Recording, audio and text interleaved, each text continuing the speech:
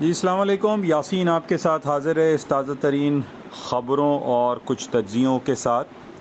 جس کے اثرات بین الاقوامی بازاروں پر بالواسطہ یا بلا واسطہ پڑتے ہیں۔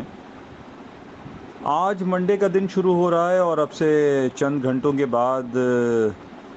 بازاریں کھل جائیں گی اور 10 اپریل آج ڈیٹ رہے گی بروز پیر۔ ہم یہ جانتے ہیں کہ پچھلے ہفتے یعنی بروز جمعے کو گڈ فرائیڈے کے حوالے سے پوری دنیا کے بازار بند جیسے رہے اور ارلی کلوزنگ ہو گئی، اور اس ارلی کلوزنگ کے حوالے سے یہ بات بھی سامنے آئی تھی کہ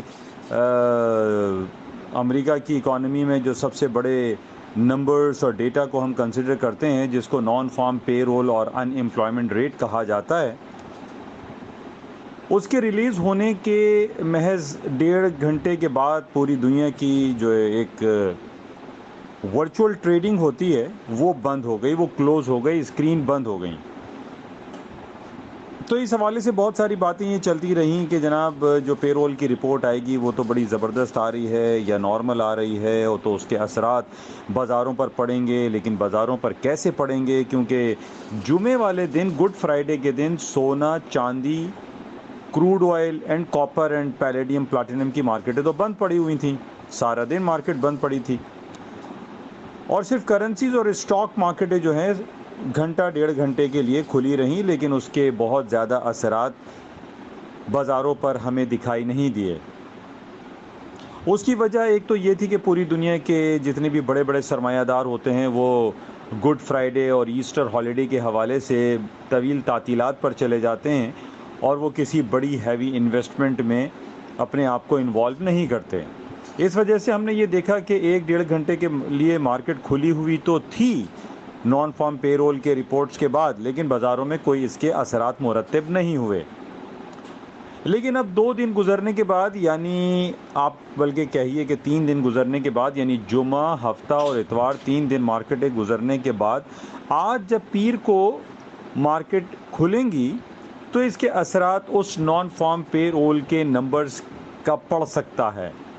اب یہ اثرات پازیٹیو ہوگا یا نیگیٹو ہوگا تو یہ تو کچھ کہنا قبل از وقت ہے، لیکن ہم یہ ضرور کہہ سکتے ہیں کہ جو بروز جمعے کو نان فارم پے رول کے نمبر شائع ہوئے تھے، وہ اگر ہم اس کا تجزیہ کریں تو ہم یہ دیکھتے ہیں کہ نان فارم پے رول کے جو نمبرز تھے وہ تھوڑے سے کم آئے، یعنی 236 239 آنے تھے تو وہ آئے 226 یا 227، لگ بھگ مارجنلی خراب آئے۔ لیکن اگر ہم ان امپلائمنٹ ریٹ کی بات کرتے ہیں تو وہ 3.6 کی جگہ 3.5 آئے، جو کہ ہم نسبتاً اس کو پازیٹیو گردان سکتے ہیں کہ یہ یو ایس مارکیٹ کے لیے پازیٹیو رہا، اور نان فارم پے رول کی جو نمبرز آئے وہ بھی کوئی بہت زیادہ نیگیٹو نہیں آئے، بلکہ سلائٹلی ڈاؤن سائڈ پر آئے، جو کہ فور کاسٹ سے سلائٹلی ڈاؤن آئے۔ تو یہ کہا جا سکتا ہے کہ بازاروں میں اس کے مثبت اثرات رہیں گے،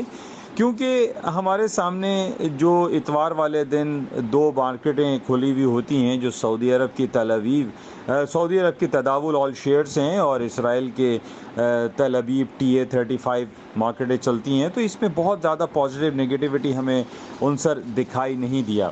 بہرحال اگر ہم جمعے کی نان فارم پے رول اور ان امپلائمنٹ ریٹ کے حوالے سے بات کرتے ہیں تو ہمیں اس میں پازیٹیوٹی کا پہلو دکھائی دیتا ہے۔ تو یہ کہا جا سکتا ہے کہ آج بازاریں تھوڑے سے اوپری سطحوں پر گیپ سے کھل سکتی ہیں، لیکن اس کے ساتھ دوبارہ میں آپ سے یہ بات ضرور عرض کروں گا کہ آج بروز پیر جب بازاریں کھلیں گی تو ایسٹر ہالیڈے کے حوالے سے پوری دنیا آج بھی کم و بیش بند جیسی رہے گی، یعنی یورپ ہے، امریکہ ہے یا کینیڈا ہے یا ایشین مارکیٹ ہیں، ان میں ایسٹر ہالیڈے سیلیبریٹ کرنے کے حوالے سے بازاروں میں والیوم کم رہے گا۔ تو یہ کہا جا سکتا ہے کہ بہت زیادہ ہیپزرڈ موو بازاروں میں نہیں رہے گی، کیونکہ ظاہر الیکٹرانک اسکرین مارکیٹیں تو کھل جائیں گی، لیکن بازار میں بہت زیادہ ہیوی والیوم کی کمی رہے گی۔ بہرحال اس کو ہم دیکھتے ہیں کہ کیا کچھ ہوتا ہے، لیکن جیسے کہ میں نے پہلے بھی آپ سے یہ ذکر کیا تھا کہ ہفتہ اور اتوار جب 2 دن پوری دنیا میں پرسکون انداز میں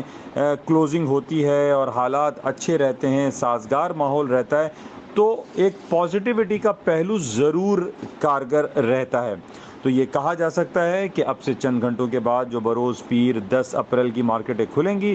وہ اپنی اوپری سطحوں پر کھل سکتی ہیں، کیونکہ ہم نے یہ دیکھا تھا کہ گولڈ کی مارکیٹیں بھی ملٹی منتھس کے ہائیسٹ لیول پر ہیں، کروڈ آئل بھی 80-50 کے لیول پر ہے، بازاروں میں جو ہے کوئی بہت زیادہ نگیٹیوٹی کا پہلو تو نہیں دکھائی دے رہا ہے، لیکن مارکیٹیں رینج باؤنڈ رہیں گی، لیکن اسٹاکس میں تیزی ہو سکتی ہے۔ اس کے ساتھ ہی کروڈ آئل کی پرائسز جیسے کہ میں نے پہلے بھی آپ کو کہا تھا 75-90 کے نیچے اسٹاپ 79-50 کے نیچے 79-50 کے نیچے اسٹاپ لگا کے آپ پرچیزنگ کر سکتے ہیں، کیونکہ ہمارے پاس یہ خبر ہے کہ اوپیک پلس نے اپنی پروڈکشن کو کٹ کرنے کا اعلان کیا، یعنی 1.16 ملین بیرل پر ڈے کے حساب سے وہ یکم مئی سے اور اینڈ آف دس ایئر یعنی 31 دسمبر تک وہ اپنی پروڈکشن کو کم کرے گا۔ اس کم کرنے کے حوالے سے ہم یہ جانتے ہیں کہ بازاروں میں تیزی کے امکانات موجود رہیں گے، اور پلس جس طریقے سے پچھلے ہفتے ہمارے پاس یہ خبر آ گئی تھی کہ جناب فن لینڈ جو بارڈر ہے وہ رشیا سے سب سے زیادہ طوالت رکھتا ہے، یعنی تقریباً 850 کلومیٹر کی طوالت کا اس کا بارڈر ہے، اس کے حوالے سے یہ خبر عام ہو چکی کہ جناب فن لینڈ کو نیٹو کی ممبرشپ مل چکی ہے، اور ہم یہ جانتے ہیں کہ اسی نیٹو کے حوالے سے پچھلے سال روس نے یوکرین کے اوپر اٹیک کیا تھا کہ یوکرین نے نیٹو کی ممبرشپ کے لیے درخواست دے رکھی تھی۔ تو اس حوالے سے ایک نگیٹیوٹی کا پہلو ہے کہ جناب روس جو ہے وہ فن لینڈ کے خلاف کوئی ریٹیلیشنری جو ہے وہ کارروائی کر سکتا ہے، جس کی بیسس پہ تیل کی قیمتوں میں اضافے کے امکانات موجود دکھائی دیتے ہیں۔ تو بہرحال اب سے چند گھنٹوں کے بعد جو بازاریں کھلیں گی اس کے کیا ایفیکٹس آتے ہیں، پے رول جو فرائیڈے کو آیا اس کا کیا ایفیکٹ ہوگا،